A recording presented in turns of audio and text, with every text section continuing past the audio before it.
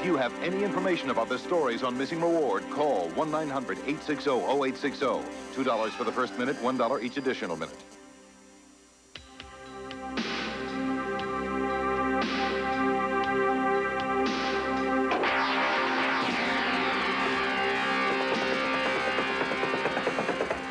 I really think maybe I should just quit. On June 8, 1987, Michael Adams was sent home by his boss to change his clothes. He vented his frustrations to his parents. You're doing it this way. The guy is just a jerk. You know, Michael came home that day about 1:30, and he says, I'm mad at my boss again.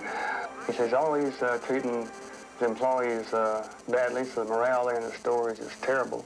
He thought he was doing his job well, and yet he was singled out at every little thing that he was doing wrong. What are you doing? I'm just doodling. Are you okay now?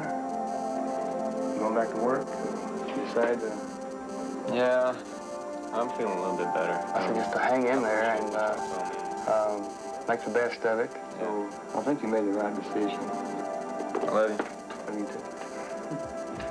I didn't realize that that was the last advice that I would ever give him. Michael Adams never got a chance to take his father's advice. He never got a chance to study architecture in college. He had just graduated from high school, where he was well known as a drummer in the marching band. But he has yet to take the next step into his adult life, because later that same night, Michael Adams disappeared. Michael had worked at the M Systems food store chain for more than 2 years. Everybody liked him. He got along with the customers. He got along with all the employees there. He was just a very good kid. One of those that you're real proud of. Though he was well-liked, Michael was somewhat of a loner. At the store, he was closest to the security guard who went on to become chief of police of a nearby town, and on several occasions took Michael on patrol with him. But Michael was on his own the night he saw a stranger take supplies from the back room of the store. When Michael approached the manager the next morning and told him about what had happened in the back room the night before, the manager just real upset at him because he's even back there. He said, you're supposed to be up front, not in the back room. That's not your job. And Michael was just real upset about it. He said he couldn't understand what was going on, so it must be something there that he wasn't supposed to see. 2 nights before he disappeared, Michael's supervisor recalls that he seemed unusually cautious. After we had done all the chores and everything, we started out the door, and he reached over and grabbed a bat that was leaning up against the side of the store. And I thought to myself at that time, he must be afraid to be out here by himself, but I didn't want to embarrass him, so I didn't mention it to him. Michael still seemed edgy 2 nights later. Hey, man, there's these guys out here in the parking lot causing some trouble. I need some help. Anytime something broke out, I was always trying to be the first one there, see what's going on. I wasn't trying to be nosy. I just didn't want nobody getting hurt. Yeah, man, they were back over that way. They came walking around. So I went out there and asked him, well, where are they at? He said, well, I guess they're gone, so I started teasing them. So where are they at now? I don't know, man. What do you mean you don't know? They were out here. Oh, come on, Mike. That night, it was Michael's responsibility to close the store. It was about 11 p.m. when he and Cheeto headed for their cars. Cheeto said Michael followed him most of the way home. They both lived in the same part of town. He pulled up beside me and started revving up his car, and we headed down the road, and we started playing around like we was racing. Just about a block before we got to his house, he rolled his window down, and he kind of more or less started laughing. I said, all right, guy, I'll see you later. See you tomorrow at work. And he said, okay. So he turned off, and I just went on. You could see from his street all the way up to the last red light, and there was nothing back there. Michael drove the remaining few blocks to his house. His stepsister, Beverly, woke up when his car pulled in. His lights flashed.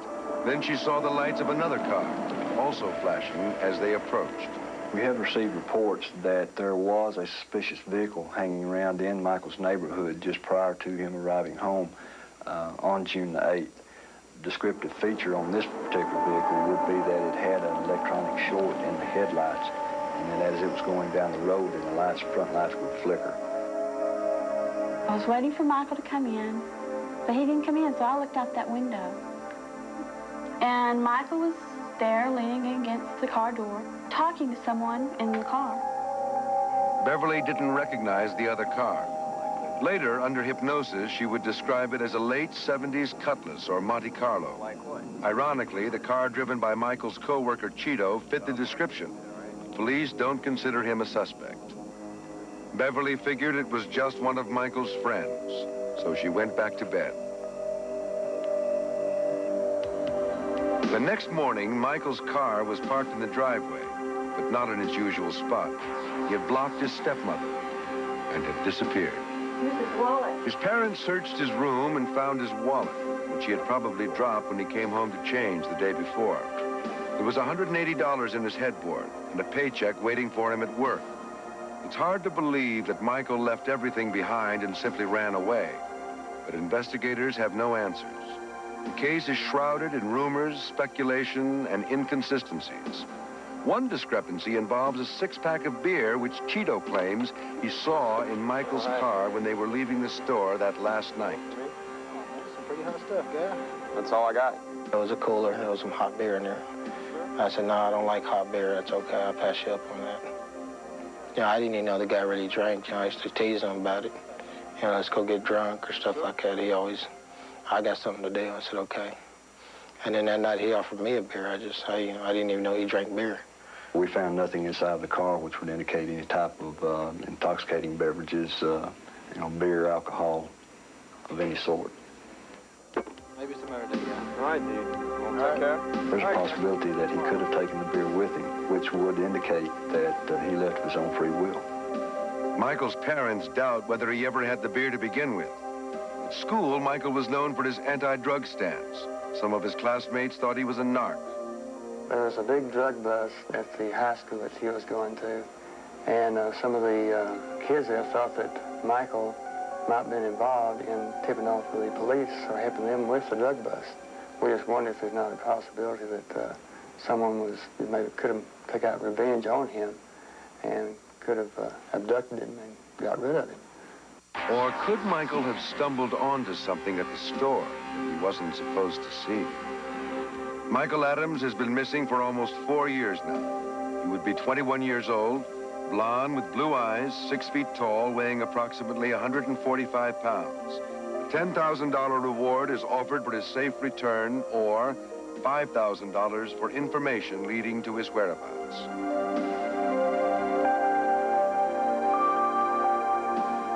He was just a special boy, and, if he's dead, we want to know if he is.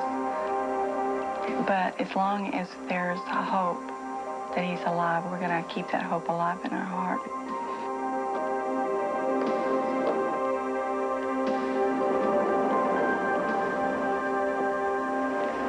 About 2 months after Michael disappeared, I had a dream, and he was saying, help me, find me. Michael, if you're out there, I want you to know that we're trying.